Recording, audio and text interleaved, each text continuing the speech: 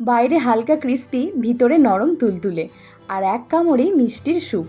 বাড়িতে যদি থাকে একটু রাঙালু, তাহলে খুব সহজেই বানিয়ে নিতে পারবে একদম অন্যরকম স্বাদের এই পান্তুয়া। এর জন্য প্রথমেই চিনির সিরাটা বানিয়ে রাখবো।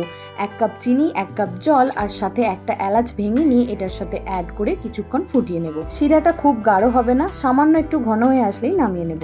এবার দুটো রাঙা আলুকে প্রেসার কুকারে সিদ্ধ করে ভালোভাবে খোসাটা ছাড়িয়ে নিয়ে একটা গ্রেটারের সাহায্যে গ্রেট করে নিয়েছি। এরপর রাঙা আলুটা ভালো করে মেখে নিয়ে এর মধ্যে 2 চামচ ময়দা, 3 চামচ গুঁড়ো দুধ আর 1 চিমটে নুন দিয়ে ভালো করে মিশিয়ে নিয়ে 1 চামচ ঘি অ্যাড করে কিছুক্ষণ মেখে নিয়ে একটা ডো বানিয়ে নিয়েছি।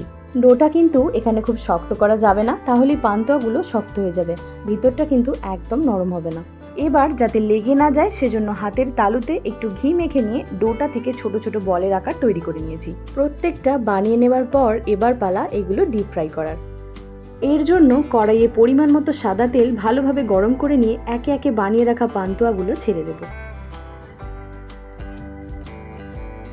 এবার মাঝারি আঁচে পান্তুয়ার দুপাশ ভালো করে ভাজতে থাকবো। যখনই এরকম লালচে রঙের হয়ে আসবে তখনই এগুলোকে তুলে নেব। এরপর আগেই তৈরি করে রাখা চিনির রসে ভাজা পান্তুয়াগুলো ছেড়ে দেবে।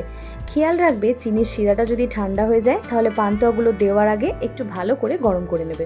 1.5 থেকে 2 ঘন্টা চিনির রসে ডুবিয়ে রেখে পরিবেশন করো দারুণ স্বাদের এই পান্তুয়া। রেসিপিটা কেমন লাগলো আমাকে অবশ্যই কমেন্টে জানিও।